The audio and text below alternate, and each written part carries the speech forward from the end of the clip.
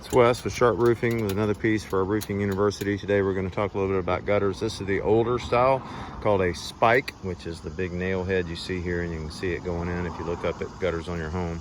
Spike, and then Ferrule, which is the metal piece going in right here, which penetrate the eave drip metal. The eave drip metal, when you replace the roof, needs to be replaced. The eave drip metal also then is fastened in the correct pattern for code to resist a perimeter wind lift. And then, as you can see, this is an older roof that's not up to code. Wind can get under there easily. The starter strip and the shingles are then secured to this, so this has to be secured well, it needs to be replaced.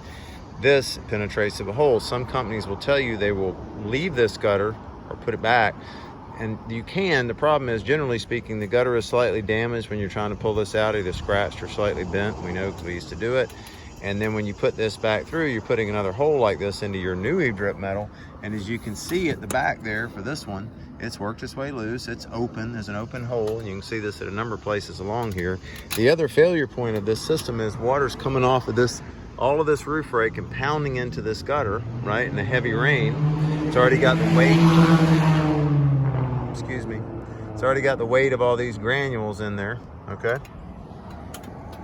And then also this begins to occur. The flex not only causes it to come loose in the back at the ferrule, but it causes the spike to come out. Normally you can walk around and find a few of these. So when your roof system is replaced, this type of gutter system needs to come off. You can either leave it off entirely. If you want gutters, you go back with the newer type, which instead of this spike like this, just has you'd have the new eave drip metal, and you'd have a bracket that tucked in the back and had two screws that would hold it in place. All right. Just want to share that information with you. Thank you.